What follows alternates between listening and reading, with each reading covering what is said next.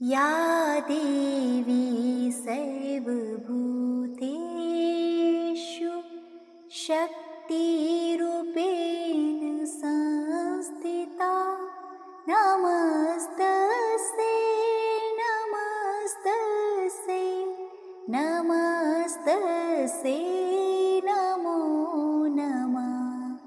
आप सभी को शारदीय नवरात्रि की बहुत सारी शुभकामनाएं। माता रानी बहुत कृपालु हैं, दयालु हैं, वो आपकी सारी मनोकामनाएं पूरी करे। तो चलिए आइए जानते हैं नवरात्रि का क्या महत्व है, क्यों उसमें घट की स्थापना की जाती है, कलश पूजन किया जाता है और कौन से दिन कौन सी माता रानी का पूजन किया जाता है, उसका आज संपूर्ण जानकारी हम इसमें लेंगे।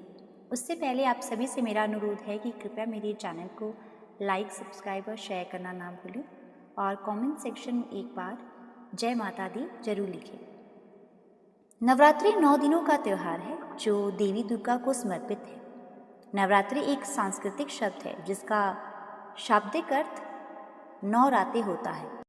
इन 9 रातों और 10 दिन के दौरान देवी दुर्गा की 9 अलग अलग रूपों में पूजा की जाती है, जिन्हें नवदुर्गा के नाम से जाना जाता है। 10वें दिन को विजयदशमी के रूप में मनाया जाता है। तब देवी दुर्गा की मूर्ति को जल स्तोत्र में विसर्जित किया जाता है। भारत के अधिकांश राज्यों में नवरात्रि मनाई जाती है। हालांकि नवरात्रि पश्चिमी राज्यों गुजरात, महाराष्ट्र और दक्षिण राज्य कर्नाटक में बहुत अधिक लोकप्रिय है।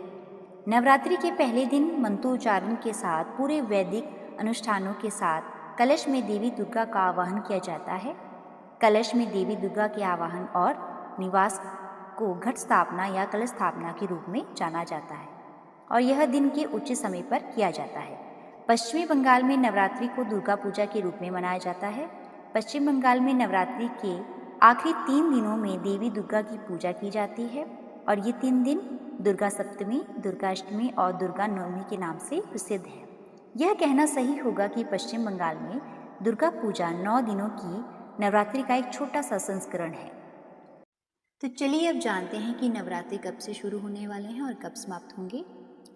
15 अक्टूबर रविवार को माँ शैलपुत्री तथा घट स्थापना होगी।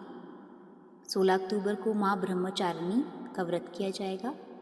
17 अक्टूबर माँ चंद्रघटा का व्रत होगा। 18 अक्टूबर माँ कुष्मांडा का व्रत होगा। 19 अक्टूबर माँ स्कंद माता का व्रत किया जाएगा।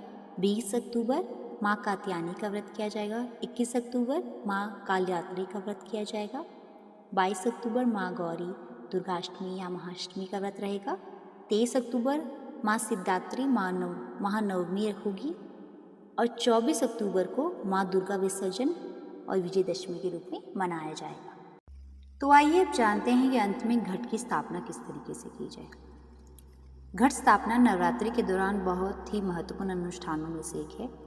यह 9 दिनों के उत्सव की शुरुआत का एक प्रतीक है। हमारे शास्त्र में नवरात्रि की शुरुआत में एक निश्चित अवधि के दौरान घट स्थापना करने के लिए अच्छी तरह से परिभाषित नियम और दिशा निर्देश हैं। घट स्थापना देवी शक्ति का आवाहन है और इसे गलत समय पर करने से, जैसे कि हमारे शास्त्र चेतावनी देते हैं, देवी शक्ति को क्रोध आ जाता है। इसका एक समय है, यानी कि अमावस्या और रात्रि के समय तो इसको बिल्कुल भी स्थापित ना करें। घट स्थापना करने का सबसे शुभ समय जो रहने वाला होता है वो दिन का पहला 1/3 समय होता है, जब प्रतिपदा प्रबल होती है। यदि किसी कारणवश यह समय उपलब्ध ना हो तो अभिजीत मुहूर्त में भी घट स्थापना की जा सकती है। घट स्थापना को कलश स्थापना या कलश स्थापना के नाम से भी जाना जाता है। तो आइए जानते हैं कि नवरात्रि में इसका शुभ मुहूर्त कब रहने वाला है, कितने बजे से कितने बजे तक मुहूर्त रहेगा, जिसके बीच में आपको अपना घट को स्थापित करना है।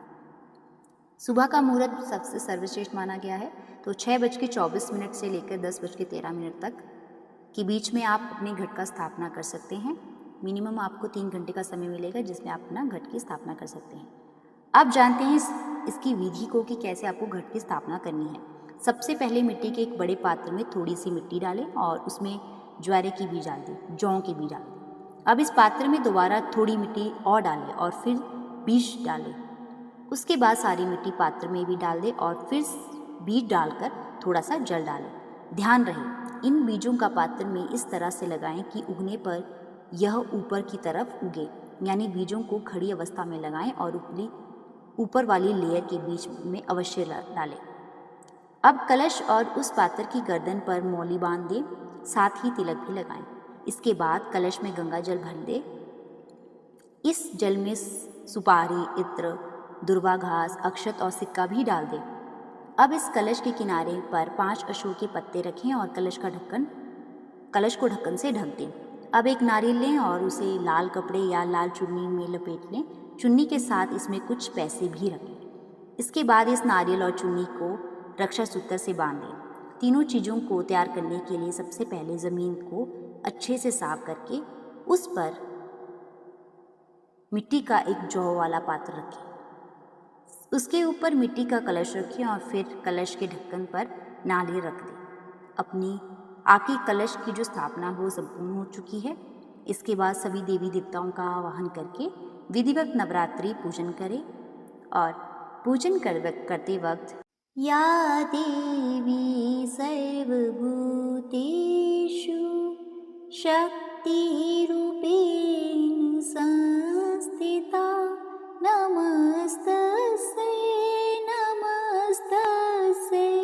नमस्तस्यै नमो नमः। और अंत में माँ भगवती माता के पास इस मंत्र का उच्चारण करें। माँ भगवती माता आपकी सभी मनोकामनाएं पूर्ण करेंगी। और मेरा आप सभी से यही अनुरोध है कि अंत में आप माँ भगवती का जयकारा लगाते हुए कमेंट सेक्शन में एक बार जय माता दी अवश्य लिखें। और मेरे चैनल को, मेरी इस वीडियो को लाइक, सब्सक्राइब और शेयर करना ना भूलें। धन्यवाद। जय माता दी।